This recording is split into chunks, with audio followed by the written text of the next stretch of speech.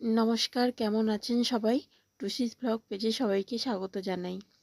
আজ অপেক্ষার শেষ দিন, কারণ কাল সরস্বতী পুজো। এতদিন তোমাদেরকে অনেক ঠাকুরের ভিডিও দেখিয়েছি, কিভাবে ঠাকুর বানানো হচ্ছে, কি কি করা হচ্ছে, সব ভিডিও দেখিয়েছি।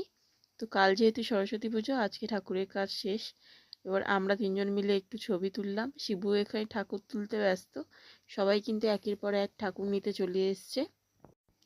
এখন ভেতরে কাজ চলছে। যে ঠাকুর নিতে আসছে, ঠাকুরের চুলগুলো লাগানো বাকি। ঠাকুরের চুল লাগানো চলছে, আর টুকটাক কাজকর্মগুলো চলছে। ভেতরে জেঠু রয়েছে, মুনমুন দিদি রয়েছে, রাজীব দা, সবাই এখন খুব চাপে। ঠাকুর নিয়ে যাওয়া চলছে।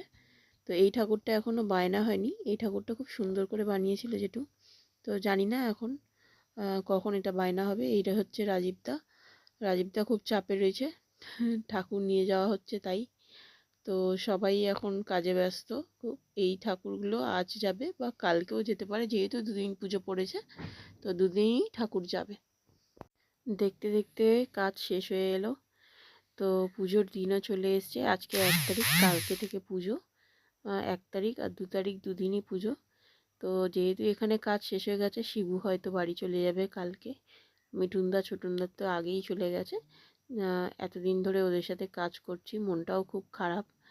ওদের সাথে দেখা হবে আবার, হয়তো ওরা কালী পুজোতে যদি আসে তখন দেখা হবে। তো তোমরা বলো যে ভিডিওটা কেমন লাগলো। যদি ভালো লেগে থাকে পেজটাকে লাইক করে দিও, চ্যানেলটাকে সাবস্ক্রাইব করে দিও, পাশে থেকো সবাই। আশা করছি তোমাদের উৎসাহতে আমি চ্যানেলটাকে আরেকটু এগিয়ে নিয়ে যেতে পারবো। তো এটা হচ্ছে জেঠুর নাতনি, খুব মিষ্টি একটা মেয়ে। ওকে তোমরা সবাই ভালোবাসা দিও। চলো দেখা হচ্ছে পরের ভিডিওতে।